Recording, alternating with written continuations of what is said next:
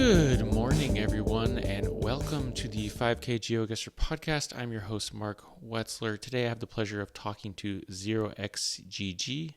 He's probably most known for his creation of the map Pain and Suffering, which has been played by the likes of Zigzag and GeoWizard on their YouTube channels. But he's done a lot more than that for the game. He has some really fresh takes and interesting opinions. Today, we talk about things like toxicity in competitive. We talk about his maps. We talk about the merits of moving. We talk about his thoughts on circumstantial meta, a term I hadn't heard of before. And we talk about things like midpointability, which I also hadn't heard about. It was a fun conversation, and without further ado, I bring you 0xGG. So are you located on the west coast of the U.S.? That is correct. Okay. And are you from the U.S. originally, or? Yes. Okay. So, yeah, I was confused because I saw this. Is it Swedish in your Discord profile, or? Yes, there is a bit of Swedish in my Discord bio. It says "Flyger vi ikväll," which translates to "We fly tonight," which is a motto that I like to use.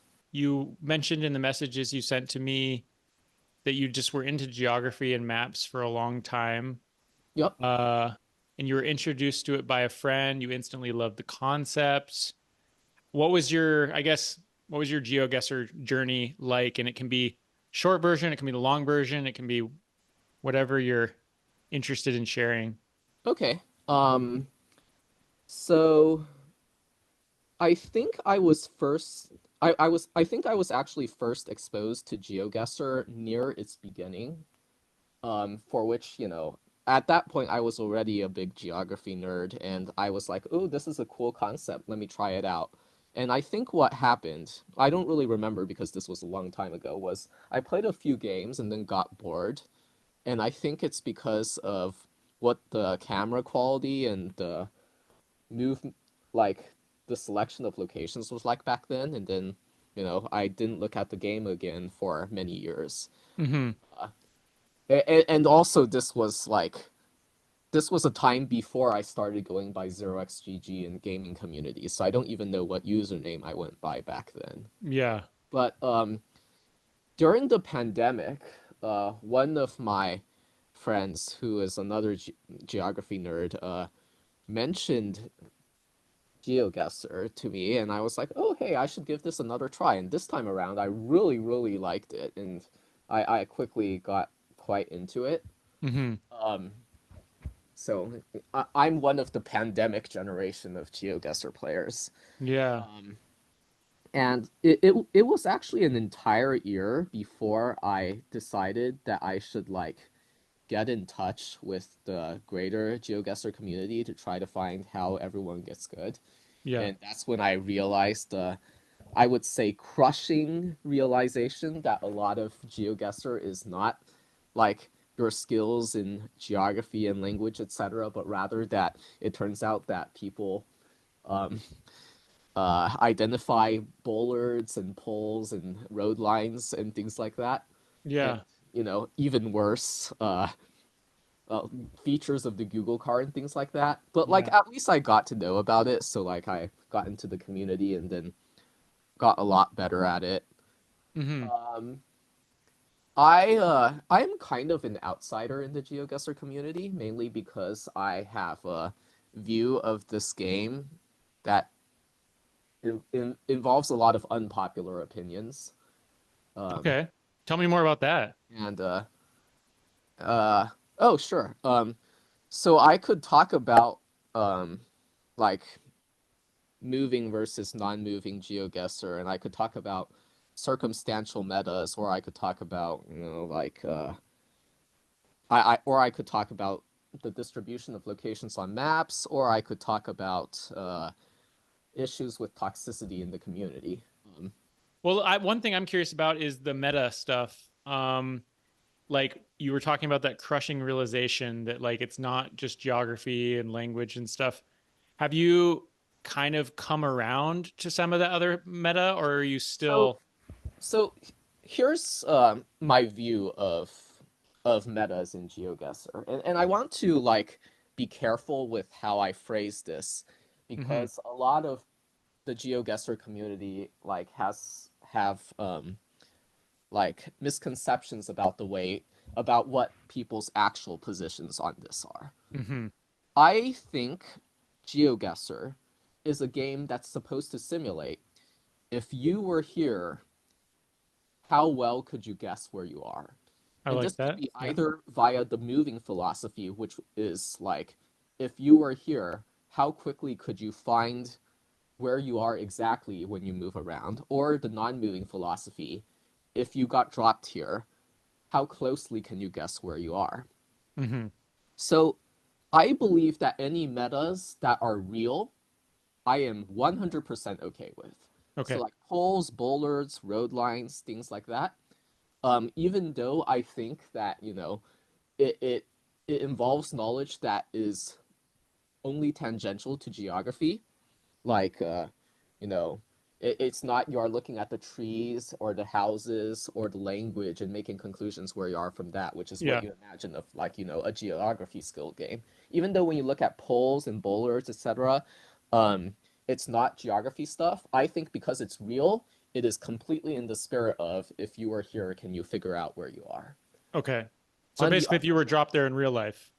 on the other hand, features of the Google car, the antenna of the Google car, smudges on the camera, and copyright, those are things for which if you were there in real life, you would not see them. Mm-hmm. And and therefore I consider those outside of the spirit of the game. Okay. And in particular, I want to be even more specific on this in two ways. First of all, um, I do not have an issue with individual people using these circumstantial metas, as I like to call them, or circ metas for short. It's a word that has caught on with some people about Okay. these metas that are not real, circumstantial metas. I do not have an issue with individual people using these because, when you're playing a duel, your opponent would use those too. Mm-hmm. Actually, a thing that I like to do when I'm playing a duel is that I do not allow myself to use circumstantial metas offensively, only defensively. Oh, So that's what I like interesting. to do is when I move around, I intentionally do not look for these. But if my opponent guesses first, then I allow myself to consult the the features of the car and copyright and things like that to affect my decision. How do you hide the car until your opponent guesses? I just don't look there. Okay. Um, And so my position is I'm fine with people using them because, your opponent will use them and you're going to be at too large of a disadvantage if your opponent does not. Um, or rather, if your opponent uses it and you don't. But, um, I have a hate the game, not the player philosophy on this, Yeah. that this is something that we should try to resolve in some way or another, and for which, when I have an issue with individual players is when they don't just use it, but they promote this as a cool Mm. part of the game, or that they suggest that this is um that there's nothing wrong with this, right? Okay. Like, I think a lot of the player base of GeoGuessr takes the position of, I think it is sad that GeoGuessr has things like car metas and copyright metas, but they're part of the game. So if it's in the game, then I'll use it. Yeah. And I am totally cool with this opinion as long as it is genuine. Um, uh, okay, so one of the nice things is there exists some people who have created scripts that block some amount of circumstantial meta. For instance, there exists a script called NC Lite, Mm-hmm. which blocks out most cars. Yeah. Not all the cars, because some of the cars are huge, like the Kenya car, Yeah. um, which the NC Lite script does not block. There's another car, the original NC, sorry, not another car, another script, the original NC script, which is large enough of a blur to even block the Kenya car. Mm. But I think it is less popular than NC Lite now because that large blur often blurs some real life things as well. I see. So I understand people um, preferring NC Lite to NCNC, and I think NC Lite is a good compromise. I Okay. actually once talked with another GeoGuessr player who asked me how large would I need to make a blur to block out all of the possible cars, and I had to tell this person, well, I'm sorry to tell you that there are some parks, for instance, a park in Australia where Google decided to take official coverage from the inside of a bus, so there is car above you. Hmm. So you might need a 360-degree blur to Hmm. block out all the cars that are possible. Yeah. So if you go all the way to the end of this, you might end up with not a game. Hmm. And like, I think that a lot of people who say, I think circumstantial metas are bad, but it's part of the game, so I'll use it.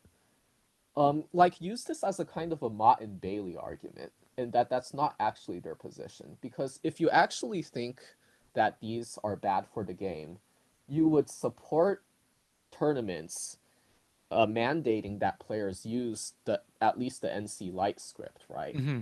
If you think it's bad that it's part of the game, you would want to help get it out of the game, and there is a solution for at least some of that now, right? Yeah. There's still not a solution for the problem of copyright dates being visible. Um, there is a person who said he wanted to start working on a copyright blocker, but has um, uh, not been able to progress with it due to being busy with other parts of life. Hmm. So there's nothing to do about that right now. But there is something we can do about car meta. But like Yeah. almost no tournaments use the any NC script, despite a lot of people saying that they think Circ meta are bad, but because it's part of the game, we'll deal with it, Yeah. right? So you think, for example, it would in the World Cup they should use the NC Lite script, Yes. and if they could use a like a copyright cover script, basically anything that would eliminate circ Right. metas. And you don't need to cover the entire copyright. All you would need is, say, a script that can smudge the last two digits of the copyright date, and that would be enough for True. copyright to not be useful. True. Um, and yeah, Cool. another thing is there's this interesting thing where circumstantial meta is kind of a spectrum, actually. Like it's not there's things that are real and there's things that are not real. For instance, like seasons and snow is something Hmm. that falls in between, right? Yeah. Like True. it is real that some places on Earth never get snow, and if you see snow, you can eliminate those parts of the world. But Hmm. it's also true that when Google decided to cover different parts of the world, has a season distribution that is very much not the actual distribution of weather in various parts of the world, right? Like, you know, if you learn some of the basics of Russia, you would know that if it's winter, you most likely want to guess in the southwest part of the country, and Hmm. things like that. So this is an interesting gray area when it comes to circumstantial metas. Yeah. How do you feel about like season coverage? Um, like my beliefs on that is just that it's sad that you can use the specifics of when it's covered to play the game, and but this one is like a lesser deal than the other things, right? Hmm. Like I will I want to like include this in things I'm okay with here, um, for now at least. I think it is a good idea for when map makers to make maps that they choose a location selection such that um, uh, making your guesses based on the season is not that helpful, which for instance Wolf Trekker does quite well with an improved world. Okay. Um, uh, and and that's like that, right? Yeah. As Uh, far as real metas go, is there kind of a spectrum there too? Are some metas in your mind more pure than others, like landscape versus bollards? I mean, from a geography standpoint, it is the case that like landscape, language, and architecture are more knowing the real things about people than knowing things like poles and bollards. But despite um, viewing things like this, I have no issues with anything like poles and bollards as long as it's real. If Hmm. it's real, I'm 100% okay with it. Okay, so you have no issues with like Japanese pull plates or area codes, things like that. And and, and honestly, Japanese pull plates almost go into the totally real realm of this, right? Hmm. Because you get like energy companies written on some of the pull plates that True. actually reflect um, the real regions of Japan, right? Um, Now, I want to talk about like some of the things that people who defend circumstantial meta like say. Um, so one of the ways to make an annoying defense of a certain position is to have part of a group of people make one argument and part of a group of people make another argument for which those two arguments both defend the position, but they actually contradict each other. And no one in either camp actually uh, decides to point out the contradiction. And there are people who defend um, car metas, smudge metas, copyright metas by saying it is totally fine for this to be part of the game. And there are other people who defend this by saying uh, these metas totally do not matter. Uh, when you look at the top players, you they will win people even if these metas are not available. Hmm. And okay, so which one is it, right? Um, and and like I think it is quite clear that the view that these metas do not matter in the game is just totally wrong, right? If it was actually the case that car metas and copyright metas did not matter that much, it wouldn't be the case that when someone asks on some Discord server, how do I get this location? Very often one of the first things people would say is the car is like this or the antenna is like Hmm. this or the copyright is like this, right? If these did not matter so much, why would these so frequently get brought up? And also like the argument that to the best of players they almost never use these metas is a straw man, right? Just because the best players could still win without using these metas does not say anything about how useful these metas are for the general player base, right? Yeah. Like, pe- the top players would win frequently because they are top players, and I think that oftentimes when these metas are given to um, novices of the game, it it very easily causes them to focus on those instead of the real elements and causes them to not learn about countries. Like I've Hmm. seen several times in GeoGuessr servers, newer players post, I can't believe that this car is used in this country too. How am I supposed to tell them apart? For which it's Yeah. like, just look at everything else there is. There is all this real stuff in the panorama that if you learned instead of the cars, you know, you would not have this problem. And more experienced players should not feed them this line uh, of exploration of GeoGuessr, shall I say. And I Yeah. think it's particularly a problem that it tends to be that the poorer a country is, the more likely the country is to have car features that tell where it is, because this helps the GeoGuessr player base um, become more ignorant of poorer countries, which I think is not a good thing to have in a game that's supposed to cause players to learn about different parts of the world. Hmm. Um, Why? I mean, I am quickly forming a hypothesis in my head, but why would it be that poorer countries would have more car meta?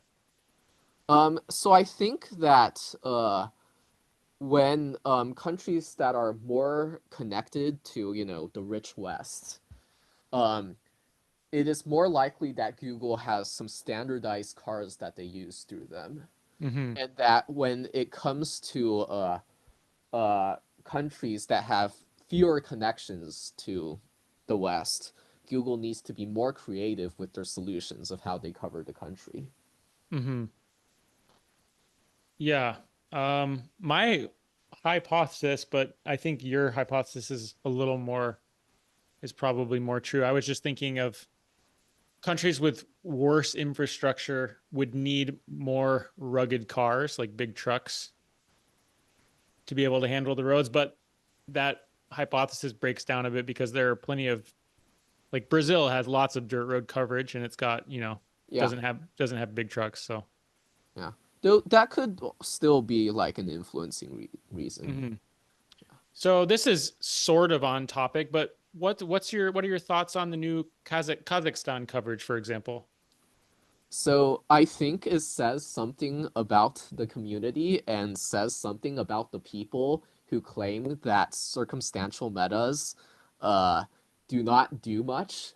That just one day into the new Kazakhstan coverage, someone has already released a document of circumstantial meta in Hmm. Kazakhstan, teaching how to tell different parts of Kazakhstan apart based on the things on the top of the truck that was Hmm. used to cover it. Yeah. It would have been it would have been so much nicer if the coverage was taken with the car blurred out, for there to be potential 50-50s with Russia. Yeah, Um, I so agree. so that's quite sad. Um, it is also kind of sad that Kazakhstan is a country for which it has a lot of like quote unquote empty locations, like the sorts of locations that you'll see in Souvlaki Zeitgeist's map, an empty world where there's very little stuff. It's Hmm. just some flat plains everywhere, and for which therefore there's little real stuff to help you guess. But it is always nice for more of the world to get covered, and it's kind of neat that this was a surprise. Like there was no one who spotted Google covering Kazakhstan before. Yeah, Uh, do you have any idea how that happened? I thought there was that website Virtual Streets that kind of yeah. always knew when things were coming out. So people did not realize that Google contracted someone else to do the coverage for them. And there's also the Sao Tome and Principe coverage that I have not really looked at. Have you looked at that much at all? I have looked at that coverage. It is sadly in what is in the community referred to as shitcam, Yeah. low quality camera, um, and therefore a lot of it is quite bad and hard to use. A lot of it has a lot of um, very large blurs that make it hard to see anything. Well, not anything, but like the a lot of a panorama. Oh, okay. Well, what are your thoughts on shitcam? Do you think that countries that have more shitcam, like India, should not be included as much? I think that either opinion on this is okay, as long as it is consistent. I think that shitcam does have the property that it is so bad that it makes the playing experience terrible for a lot of people, and Hmm. so it is an okay mapping philosophy to not include any shitcam. I also think it is okay, and it is an okay mapping philosophy to include it in the name of including more areas. Okay. Um, what I have noticed though is that there were people who originally said they did not want to include India because of shitcam, but then later adjusted their opinions on shitcam, for which I feel that when they said they do not like shitcam, they're trying to use that as an excuse for their actual belief being that they don't want to learn India. One thing I want to ask you about is what are your thoughts on Finbar's Russia document, for example, or uh, the way Finbar has learned Russia? So, according to my belief that um, I do not have an issue with individuals Hmm. learning Circ meta, because their opponents will do that. I have an issue with the game. But also my beliefs that it is a problem to present Circ metas as if there's nothing wrong with them, and to like uh, you know give this to new players. I think that Finbar's Russia document is totally fine, um, and that it is all right to document these things, and in particular that I think when it comes to things outside the spirit of the game like antenna meta, it is better for it to be made explicit what everything is, so that everyone could be um, on a fair level of access to this information. There are people who are against circumstantial metas who are of the belief that they should be gate kept as much as possible, which I can understand that perspective, that you do not want them to spread. But I think it is more important to counter people using metas that are outside of the spirit of the game without like in secret, without the spread knowledge that this is what's going on.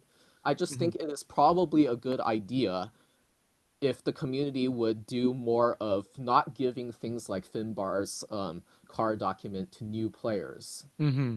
um, so that they at least learn something about the real parts of a country first before learning the circumstantial parts of the coverage of the country. Hmm. Um, so you know, I I think that Finbar should be respected for choosing to publish his knowledge of circumstantial metas rather than people who keep their knowledge of circumstantial metas secret. Okay. Let's see. I would love to talk about some of the maps that you've made. Um, and I would love to talk about toxicity in competitive GeoGuessr. Um, but first, if you don't mind, I'd like to maybe just go back to when things changed for you around the pandemic. Was it pretty much just the pandemic that got you? I mean, playing more GeoGuessr, was that kind of when the switch flipped for you getting more into it? I mean, I didn't even play the game before the pandemic. Oh, okay. I have forgotten about the existence of GeoGuessr from that little bit I played near its Okay. start. Yeah. Like, I was unaware. It occupied none of my brain Yeah. until the pandemic, like 5 months into the pandemic, when one of my friends told me about this game, and I was like, oh yeah, I should start playing this. And then how quickly did it go to something that became, I'm assuming, a fairly important part of your life, or at least your gaming life? I'd say starting 1 to 1.5 years later. Okay. So was it just kind of slowly ramping up, and what were you playing during those times? Were you Well, playing a lot of competitive, or just were you doing map making? What kind of things were you doing during that the time? pandemic was before the start of competitive. Okay. So, I was just playing some normal maps, right? I think at the start of the pandemic, there was just world, a diverse world, an improved world, and a balanced world among the various world maps that there were, right? And like Hmm. I just played it a little. I think it is important to mention, by the way, that I have been and still play GeoGuessr on a free instead of a premium account. Oh, that is interesting. And this is a thing that I do across games. And pretty much, it is a thing that I do, that I go to a game that is on a freemium model, and I make it a thing to play on a free account and see how far I could go with a free account.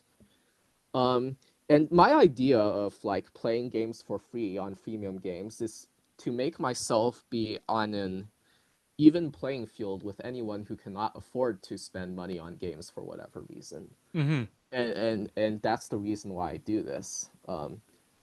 And like beyond this, it's also like quite satisfying when you have made it like quite a bit into a game, and then someone realizes that you play the game on a free account, and they're like, "You've made it here, and you only play on a free account." It's kind of satisfying when people acknowledge that as an achievement. Yeah. Um, How now, has, go ahead. now with GeoGuessr specifically, I have paid for 1 month of GeoGuessr, which I use to upload a bunch of maps because you need a premium account to upload Okay. maps. So I did that for 1 month, and then I terminated my subscription, and then I continued playing on a free account again. I have a bunch of other maps that I'm going to upload at some point. So I'm probably gonna buy another month of Pro at some point and then do that again. Hmm. But this is what I do. It's kind of funny. But I thought that they were eliminating free play. Yes, you cannot start and starting a few months ago, you cannot start any games whatsoever on a free account. And I am still going with this because I can still play challenges. Hmm. So you just do exclusively challenges now.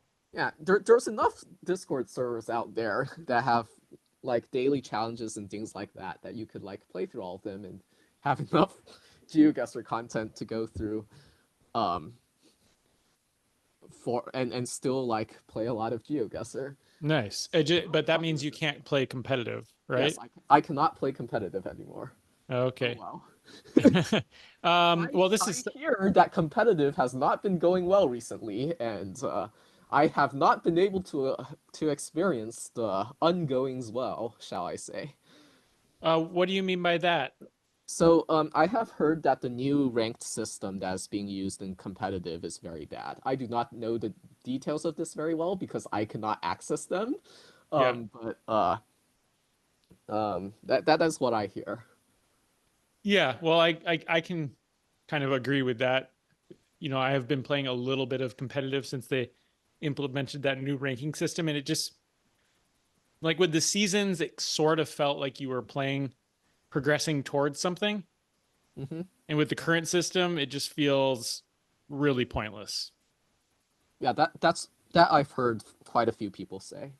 Unless you're like in the top 10 in the world or something and you get to, I don't know, maybe see your name up there. But for Yeah. me, I'm just like, what? Like, I don't care about this anymore. It makes it seem, I don't know, not that it was always, kind of arbitrary to care about competitive GeoGuessr, I feel like.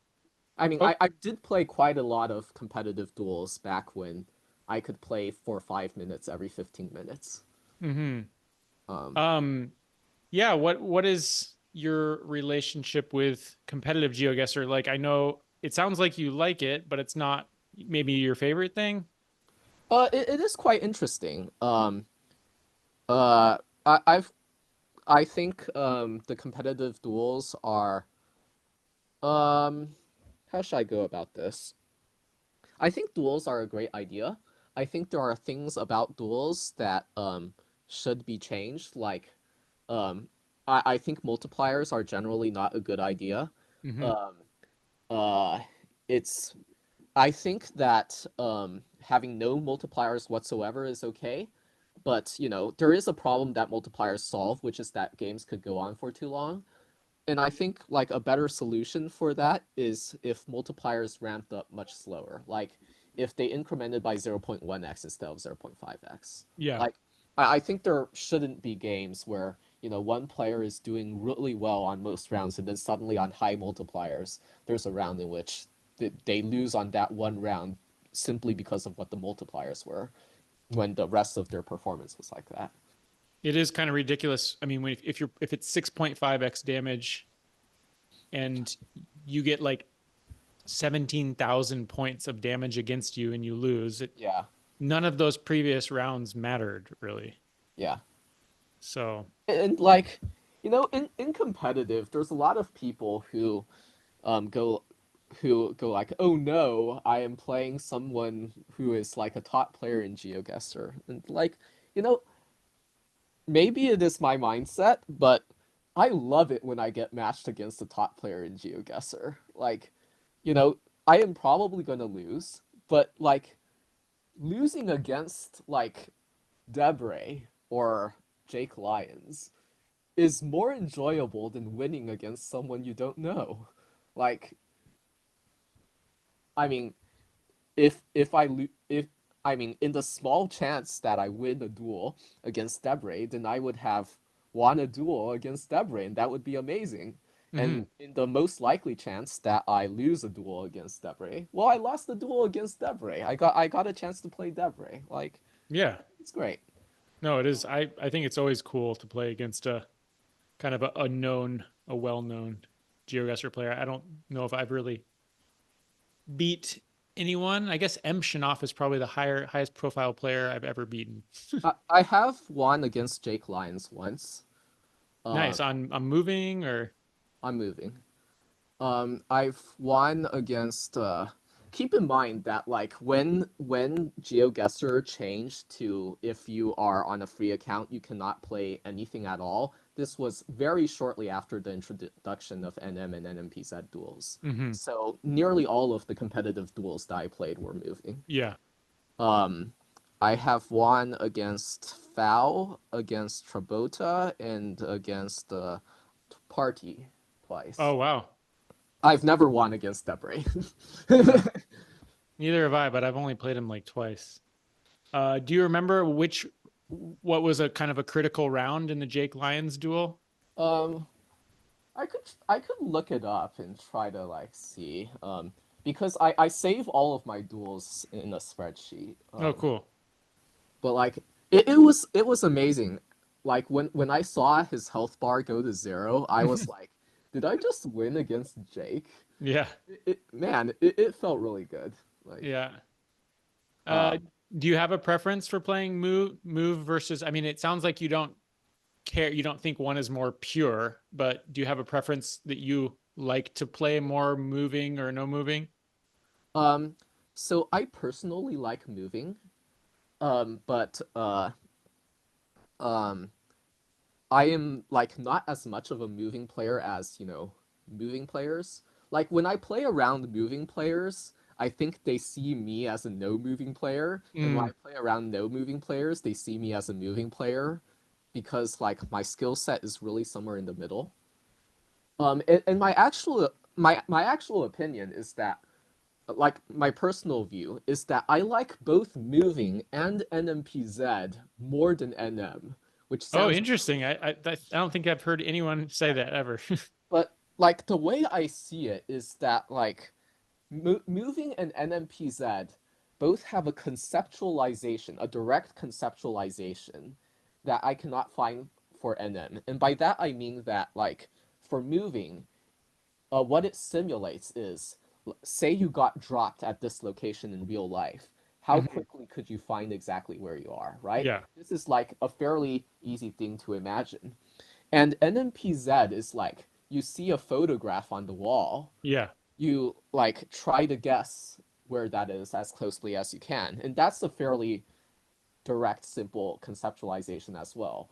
Whereas, like, you don't really encounter times in life that you get a 360-degree panorama that you could zoom into, Hmm. that like you guess where you are based on that, right? Yeah, but you're not And allowed to move.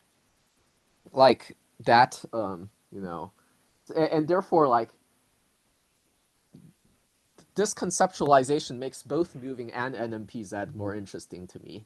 Although, like, I am substantially worse at NMPZ and NM, I think, than I am in moving in the community in general. I Mm. do think, though, that despite my skill set falling in the middle, I am much more frequently defending moving uh, in the community because this community has a serious problem with non-moving players disrespecting moving players and thinking their play style is just trash or like illegitimate. Um, and like I will say that I have occasionally heard a moving player espouse some rather ignorant thoughts about what non-moving play is like. Like I've seen moving players say that landscape is just guessing, which it is not. Um, but I don't think I've once heard moving players say non-moving players aren't real GeoGuessr players. Whereas Whereas you I have have heard vice frequently versa. seen non-moving NMPZ players just say moving players are playing a very boring game or that they aren't real GeoGuessr players or things like that. Like in the Plunkett server, there was like this guy whose username was something like Ramadan Steve, I think was that person's username, and nearly all of his messages in the Plunkett server were completely trashing the entire moving play style and like when talking about the World Cup, talking about how it was a victory for GeoGuessr that Kansas won against Blinky and things like that, and also like harassing Blinky about being a moving player and things like that. And Oh the wow. Plunkett staff tolerated this person. They Wow. they there were people who said that what he was saying was disrespectful, but they didn't take any disciplinary action against the account. They just let the account stay there. It is Yeah. rather normalized in this community um, to hate on moving players. Yeah. And um, you know, like when I go around and defend moving play, I almost always there's almost always like two or three people who respond to me saying both moving and non-moving play have their cool parts in it. And I'm like, okay, that is actually my position, but I am defending specifically moving and not non-moving play, despite the fact that I think there's cool parts of both, because there are only people toxically attacking moving players, and there's almost no people toxically attacking non-moving players. There is Yeah. not this dynamic in the other direction. When you say both moving and non-moving are cool, that is my position. I am not saying that of the of because of the nature of the dynamic. Yeah. No.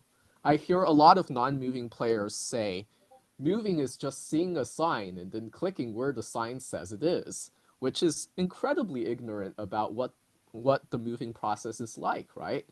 You strategize where you move that you think is likely to get you great information, which is usually looking for a sign, but also is not always looking for a sign.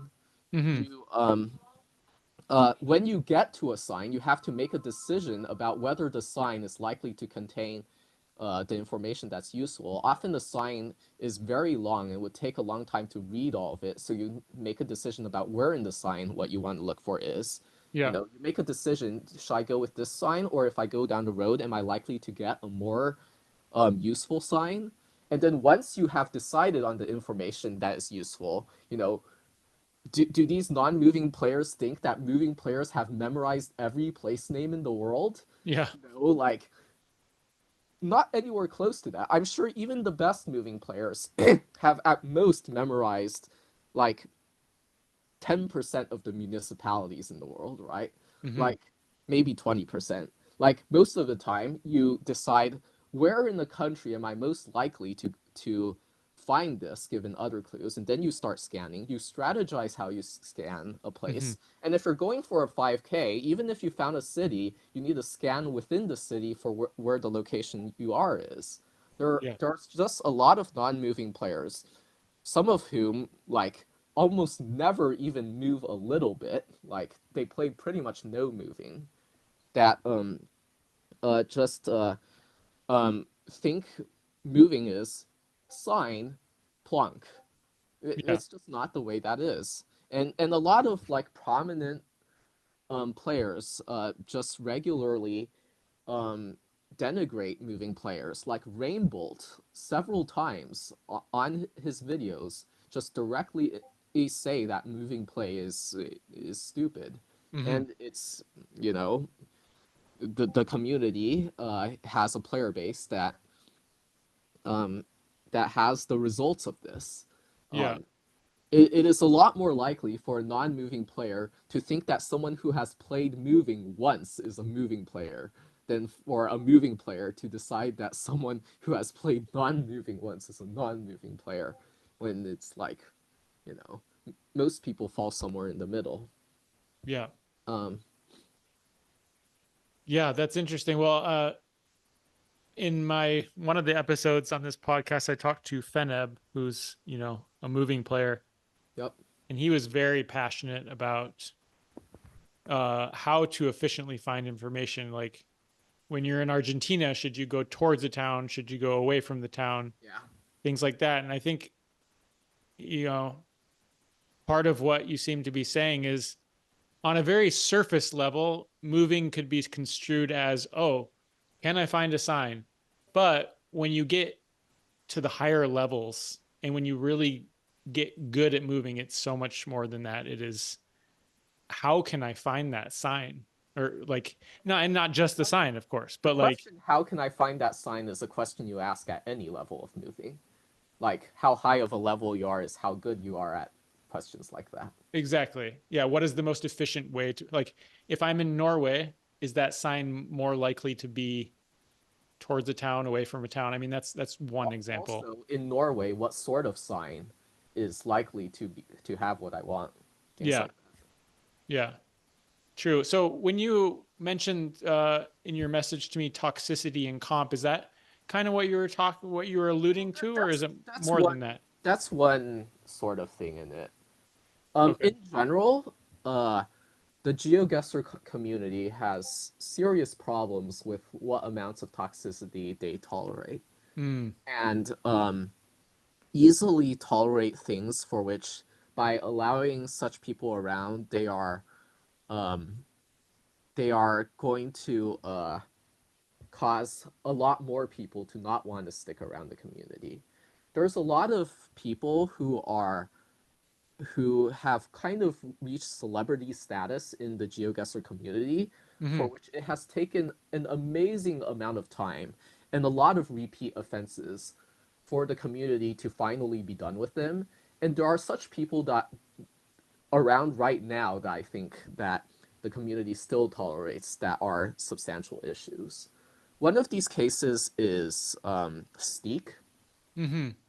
Um, there is this Steak is a person for which there are quite a few people in the GeoGuessr community who never say the name Steak for like years now, and only ever refer to him using euphemistic nicknames, because some people have discovered that he is pretty much the one who shall not be named.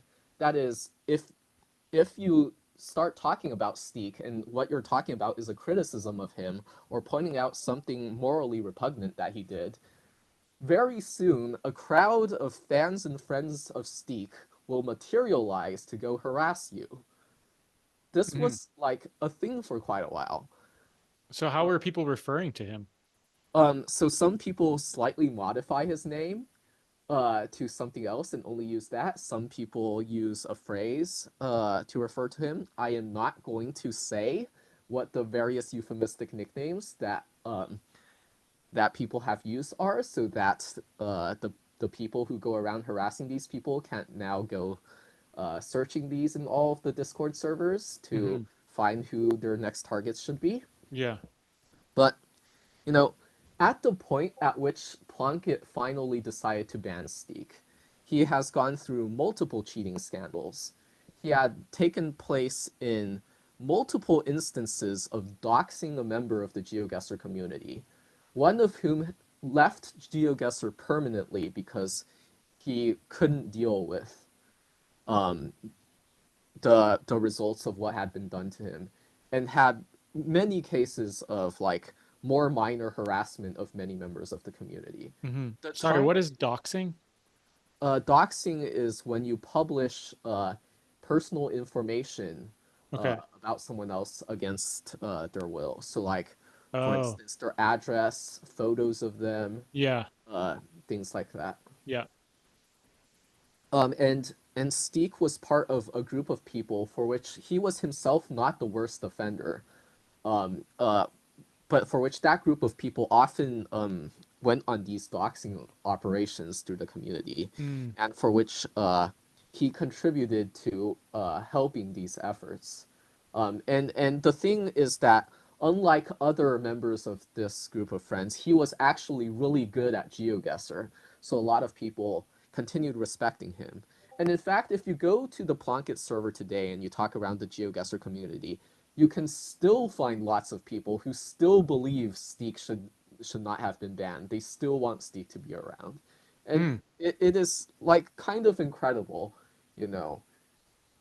You know, Does anyone know exactly what he did to get banned besides the GeoGuessr staff? so I think I myself am not privy to the specifics of what happened, Hmm. but at some point, uh, GeoGuessr's official staff went to um, the people who staff Plunkett and said, "We have very good evidence that Steek has been cheating, and this is after previous incidents in which Steek was proven to have cheated, and for which Plunkett finally decided to ban Steek from the community.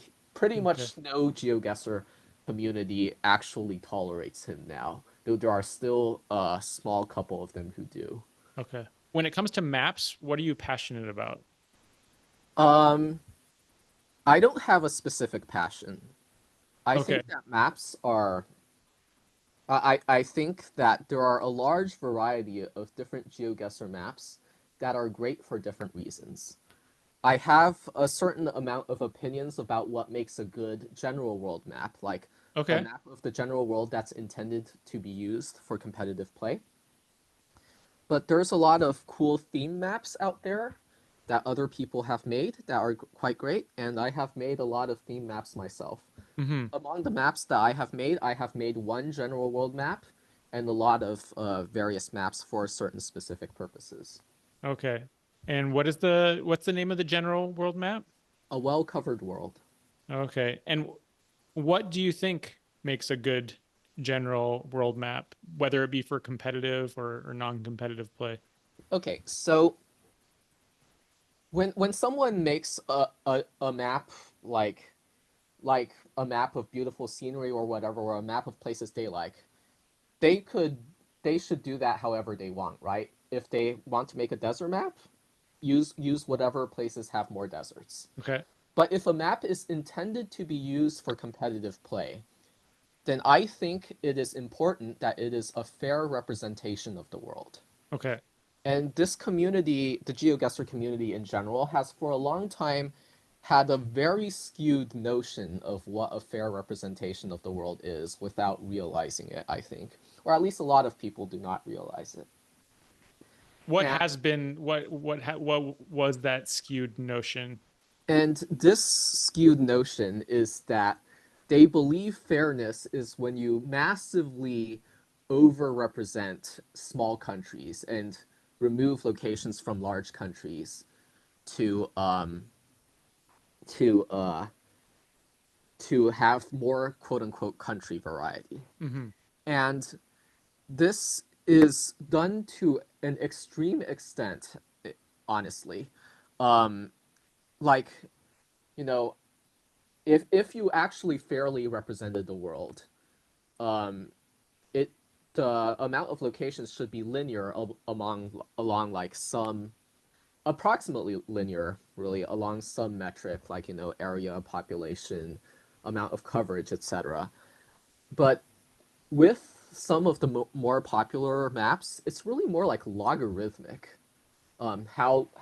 How low they represent um, large countries. And a lot of people in the community think that's normal and think that when you represent things fairly, that's over-representing large countries. When in actuality, many of the countries with larger representations of large countries actually still underrepresent them with regards to things like area and population. They just don't do it as much as the more extreme maps do. Hmm.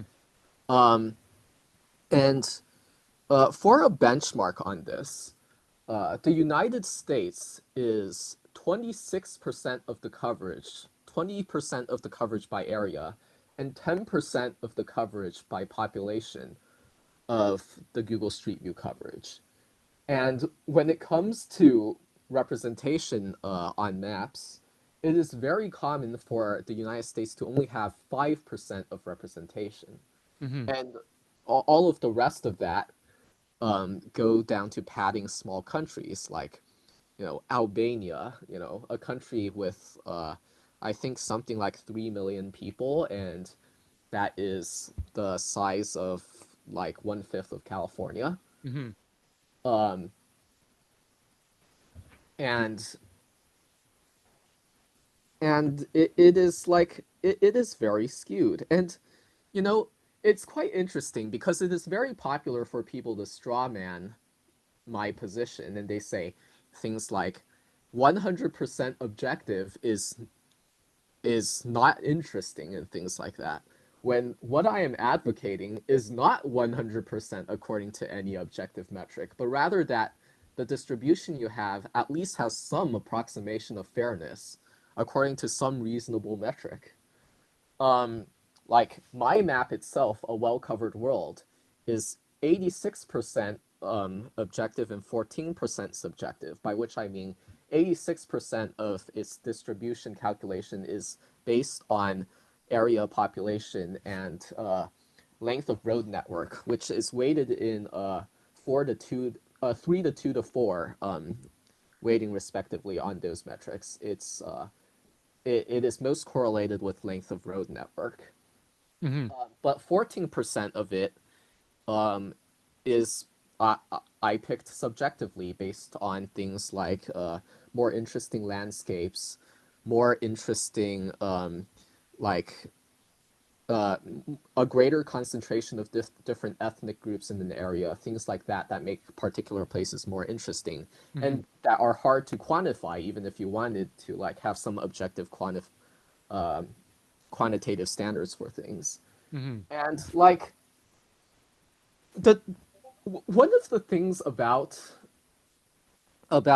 um, about distribution is that when I point out how overemphasized small countries are, which are a lot of European countries, Europe has a lot of small countries, there are often people who decide to go for attacking my character as an American, saying that as an American, I just want the US to be represented more.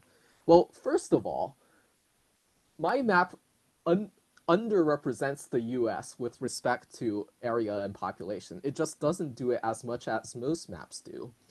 And secondly, you know, I try to approach these conversations civilly, and I like tend to not point out that the fact that the GeoGuessr player base is disproportionately European, and what like the consequences, what the likely consequences of this in distribution are.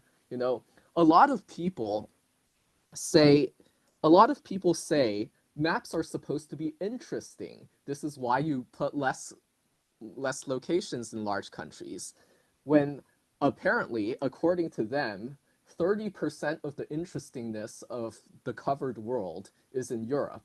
And I Mm-hmm. say 30% because it is very common in this community for maps to be greater than 30% Europe. And by Yeah. Europe here, I mean even excluding all of Russia, not just Russia east of the Urals. Mm-hmm. Um, ACW is more than 30% Europe. Wow. AOW is more than 30% Europe. AAW is more than 30% Europe. AIGen is more than 30% Europe. Wow. AARW is more than 30% Europe. And Mm-hmm. I want to emphasize again, this is a definition of Europe that excludes the entirety of Russia. Okay. Um, so, I am not making, like, I was not making this argument that it's clearly because Europeans, um, like, want their own countries represented more, and I'm trying to look at the specific ways by which they um they are using the criteria to select their locations. And yet, before I say this, there are people who say I'm just an American who wants America represented more. Yeah. Um, and like there are people who when they want small countries to be represented more, they say if you represent San Marino too little, then you will almost never get San Marino when you play. And to which, and they use this to justify, for instance, an official world having more locations in San Marino, a country with 33,000 people, than in the state of New York. Mm-hmm. Um, and, to that I say, okay, go a bit southwest, you get the city of Firenze, which has at least as much cultural importance, if you want to talk about interesting things, as San Marino does. And like,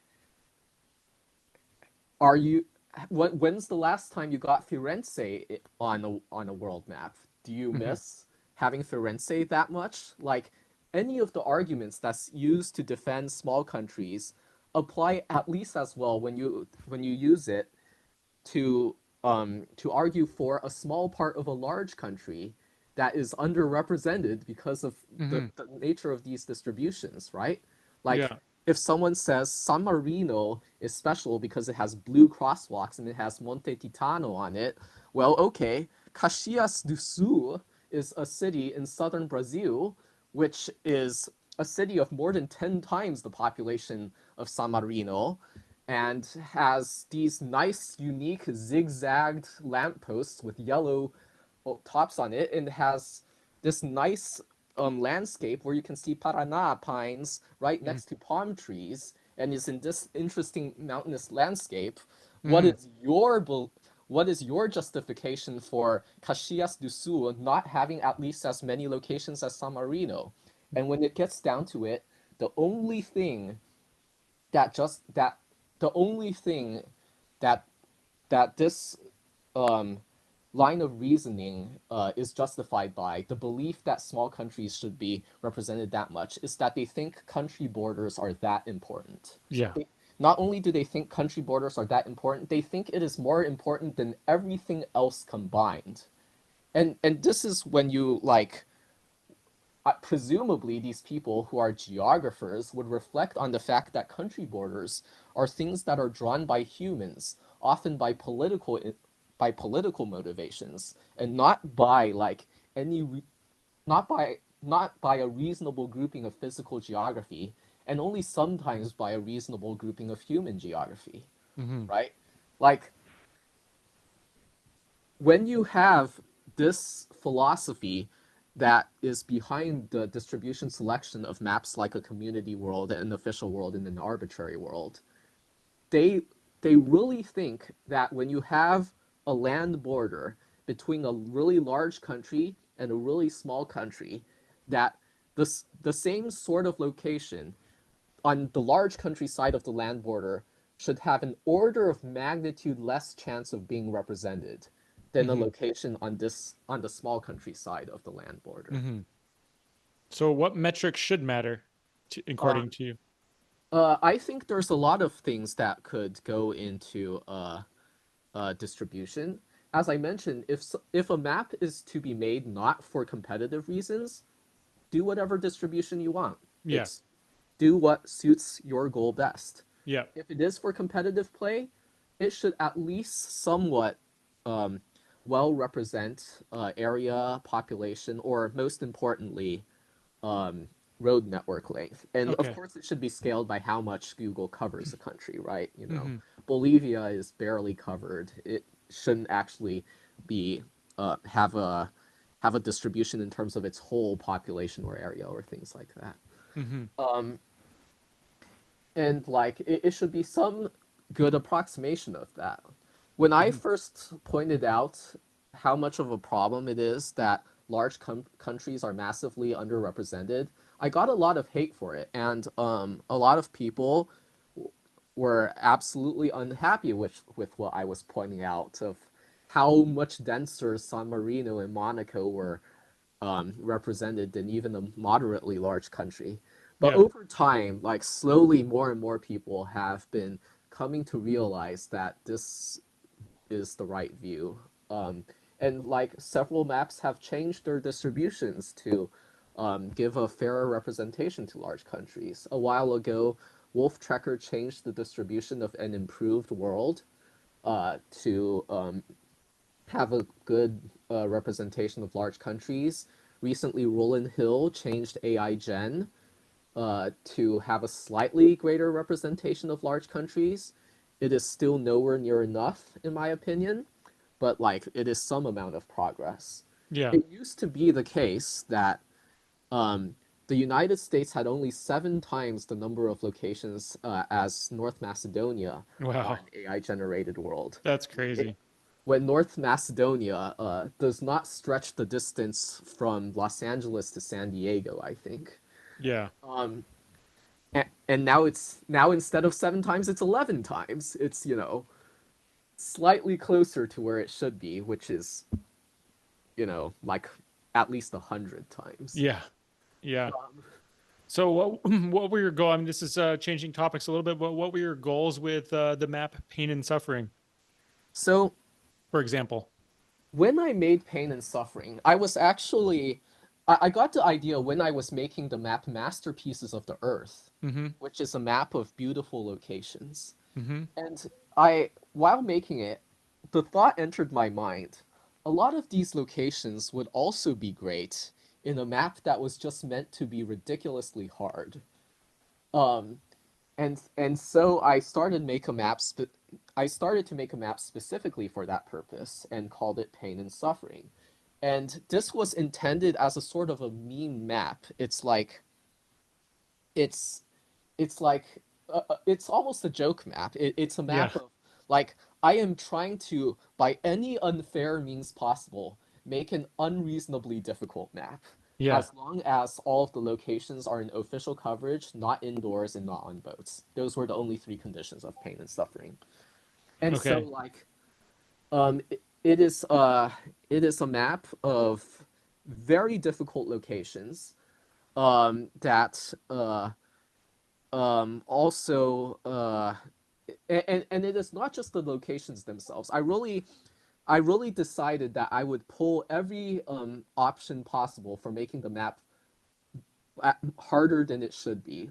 For instance, I explicitly um, chose locations for the map such that it exploited a bug in GeoGuessr's point scoring formula, Mm-hmm. so that the map is actually scored a lot harsher than it should be Okay. for its distribution of locations.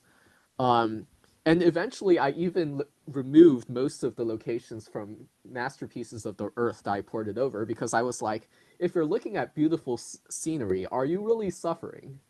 Mm-hmm. And like, it was a surprise to me that even at the beginning, people liked this map a lot more than my other maps. This is the map in which you're supposed to be suffering, and people like it. Okay. Yeah. Um, and like there's a lot of misconceptions about this map. Like the majority of the YouTube videos made by people covering this map does do something like calling this the hardest GeoGuessr map, Yeah. which is something that you could tell is not true if you just read the description of the map, where I say if this map is too easy for you, try this other map. And Which the is the reason I made this other map called Barathaveshta, which is Icelandic for just the worst, um, is because just like a few hours into starting to play Pain and Suffering, Jake Lyons managed to get a 24K on the map, and I was like, well, here I am. I made an optimally difficult map, and Jake just went and 24K'd it. Well, I'm not going to let this stand and make an even more artificially difficult map. yeah. And that's what Bharathat Veshta was. Yeah. How did Jake do that? Was it just a an easy seed or was it No, I mean, Jake is just a very good player, mm-hmm. but the map is quite learnable. It has just 1,177 locations. Yeah. So like after a while, you get a hang of like the sorts of locations that it has. Okay. The map is like specifically optimized to be pain and suffering, whether you're playing moving, no moving, or NMPZ. It's supposed to be hard in all of the modes. So, for instance, you know, if you play the map moving, you could try to find information, but it's either going to be really long time before you get to the closest sign, or you might not find any information at all. Hmm. And so like even like if you made specifically a map to be the hardest on one particular mode, uh you might have a different location selection than what I did. But pain and suffering is supposed to be sort of a middle ground for this across modes. Hmm. So, were you happy? Were you excited to see people like Zigzag and GeoWizard covering or doing videos on your map, or were you just mostly annoyed that it was, kind of misconstrued?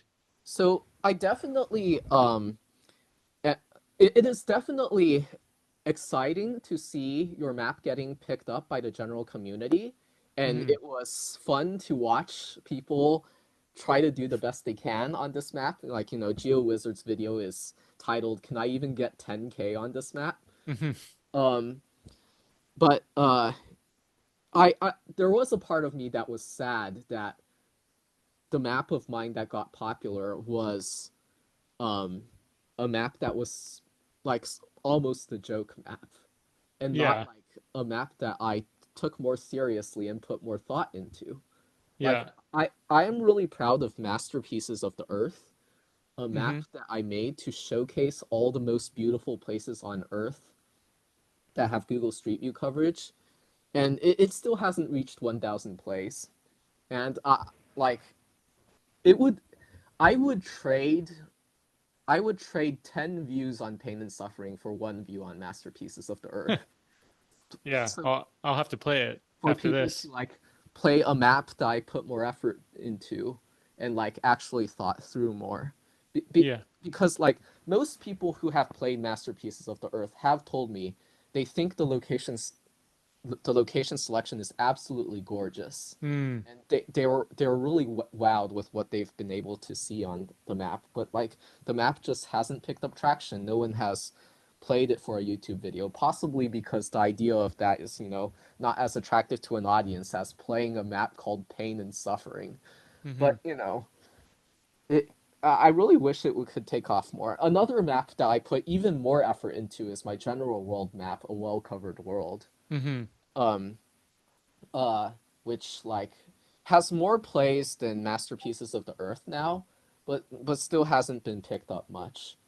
Um, to be fair, it's still in the making. It's currently 32% done, but it is already playable. It currently has somewhat over 14,400 locations. Hmm. So you, you definitely have to play it quite a while before you get a repeat, so it's Yeah. definitely playable now. Cool. Um, I should probably talk a bit about like my philosophy behind A Well-Covered World. Yeah, that would be great. I'm just looking at the description right now, reading about midpointability, for example. Yeah, that's one of the things in there. The idea of a well-covered world is, so I actually originally computer generated this map, and then like eventually I realized that what one of the problems I have with Google Street View in general, and particularly when something is computer generated, is that there's just so many locations in Google Street View where there's like a big ugly blur in the way, Hmm. or like some like terrible camera artifact or things like that. And so I decided to make a general world map that has a massively higher standard of image quality Cool. than most general world maps have. Like, for instance, I am not tolerating on a well covered world any location that has a blur that is larger than a license plate blur or a face blur. Hmm. If there are any in there, it is because I accidentally included it and did not notice it, in which case I ask people to tell me about the location and I will replace such locations. So, like, and then, like, if the weather makes the camera visibility bad, I don't want that either. Every location in the well covered world should look pristine NMPZ and should look decent NM. Cool. Yeah, I'm Um, looking at a beautiful Mongolia location right now. nice. Um, uh, so, and the map only has locations that are generation 3 or later. Okay. So it's like a higher generation cutoff cutoff than most maps. And uh, the map should be a mix of like places that are interesting for different reasons. It has a good urban rural mix. It has a good like flat places, mountainous places, etc. mix, Mm-hmm. while still being a fair representation of the world. Yeah, it sounds like you put quite a bit of work into that. Now, one thing that the map A Well-Covered World introduced that, as far as I know, no one has invented yet in the GeoGuessr community is the concept of mid-pinpointability. Mm. Um, and what this is most maps are either pinpointable or unpinpointable. If you are, like, say, a community world or intersection guesser, your map is pinpointable. That is, every location has a feature on the map that allows you to confidently 5K a location. Whereas if a map is unpinpointable, it could have locations that are in the middle of a straight stretch of road with no buildings or anything to the side of it, such that you can't be sure where the 5K is. Mm-hmm. Mid-pinpointability is this concept I introduced that allows for something halfway in between, where you need the foreknowledge that a location might not be pinpointable, but could be in the middle of a straight stretch of road, for instance. So if you get a location in a well-covered world and it looks not pinpointable and you're on a straight stretch of road, then what you should do is click the midpoint between the two nearest pinpointable locations, like Okay. say a building and an intersection. And I made sure that for a reasonable human estimation of a midpoint, clicking the midpoint would be a 5K in such locations. Cool. And in that sense, like a well-covered world has a sort of a weaker notion of pinpointability, so that you could still reasonably go for a 25K on this map, while you could still have the niceness of having variety by having locations in the middle of a straight stretch of road that make like non-moving maps interesting. Cool. So Um, yeah.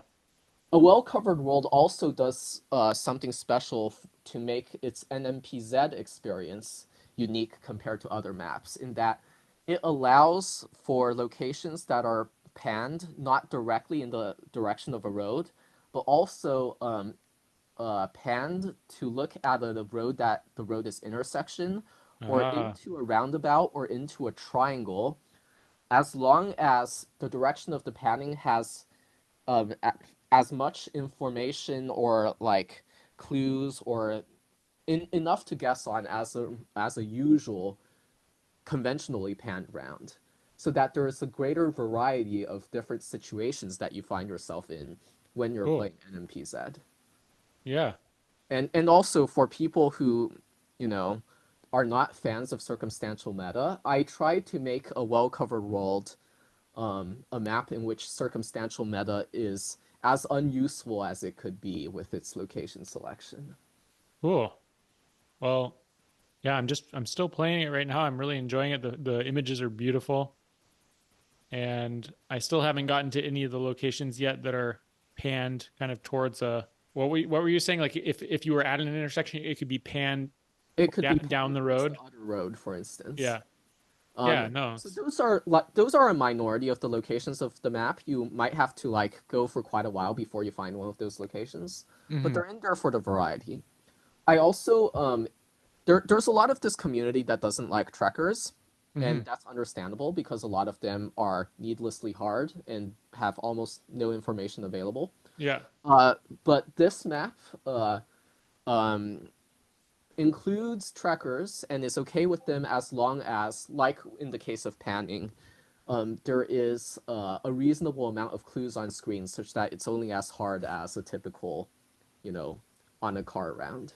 Okay. So like eventually, you might get a trekker round as well. You just won't get a trekker round that's like in the middle of the bushes. Yeah. Well, I would think, yeah, as long as you can see a little bit with a trek around, I would think that that would be keeping very in keeping with the spirit of the game. Yeah. I've personally never had too much of a problem with trekkers. I mean, it does become more circle. Like if you're learning uh which ATVs are used for the various Greenland trekkers, or like Yeah. if you see the guy's hand on the throttle, then you know you're in that eastern city. Then it becomes maybe not as cool, but Yes, and I specifically pick, according to my philosophy, only the trekkers yeah, that you cannot tell which trekker it is yeah, from playing.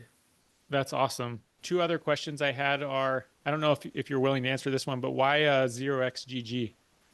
Oh, so do you know what hexadecimal is? No. Okay, so in computer science, we often write things in hexadecimal, which is base 16, because 16 is a power of 2, which, computers are binary systems.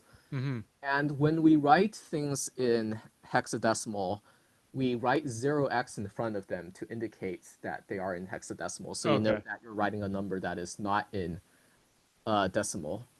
Okay. Um, and hexadecimal's digits are 0 through 9 and A, B, C, D, E, and F. But there's no G. Hmm. So the idea behind the username 0xGG is that it is an up to 11 joke, but it's made in hexadecimal. And it also incorporates a phrase that is frequently said in gaming, Yeah. GG, good game. Um, and so, like, that is, I thought this was a cool concept behind a username. And so I started using this like 10 years ago. Hmm. And, I've been using this in gaming circles ever since. Cool. It, What and another question I had was have you done any in real life travel? Are you interested in traveling much in real life? So I have traveled amusingly little in my real life. I have only ever been to 3 countries. I would Hmm. love to travel, but I've just got too much going on in my life Okay. to do very much. Yeah. Awesome. Well, thank you so much for talking to me. All right, cool. Thank you for interviewing me. And Let me know if you want me to provide you any additional links to various things. I sent you some links to documents that I wrote that help people about things. Like I wrote a document to help people memorize Kabupaten. yeah, I'm gonna have to check that out. Uh, I'm I looking. also sent some links to my YouTube channel. My YouTube channel is more general educational content, but I have Mhm. made 2 videos that are relevant to things GeoGuessr players think about. I did a video on US area codes and one on US zip codes. I appreciate it. I'm checking out your YouTube channel right now, and I'm like also looking at this guide to memorizing Kabupaten because for me, I've wanted to learn Kabupaten for a while, but they've just been so daunting. Like I've I kind of Yeah, wished that this guide existed, and now I'm it, seeing that it does. So thank it you. has existed for like a year, I think. Oh, I that's think I great. wrote this That's guide like awesome. a year ago. Sweet. Um, when I decided to venture out to memorize Kabupaten, I think it was a thing that only like Blinky, Kodiak, Rihanna, Emily Apocalypse, Jake Lyons did, and I was like, you know, I am a person who likes learning these things, and Indonesia's Kabupaten are particularly interesting subdivisions to learn because you often learn the ethnic groups and rivers of Indonesia while you learn them as well. Hmm. Um, and so like I did that, and I was like, I want to help people learn this stuff better as well, so I wrote a doc to help others with it. Yeah, that's Um, great. Well, if it's okay with you, I'll link to that too. Is that all right? yep, all of these things that I sent you, I'm okay with you Okay, linking them. cool. Well, thank you, 0xGG. It was a pleasure talking to you. And thank you for having me on. All right. Well, take care, and I hope to talk to you soon. You too. And that concludes my conversation with 0xGG. Big thanks to him again for coming on the show. Hope you enjoyed. Uh, Next episode might just be me talking, kind of summing up things over the recent months of doing the podcast, but we'll have to see. It is a rainy day here in central Washington, and that's it for now. Hope to talk to you guys soon.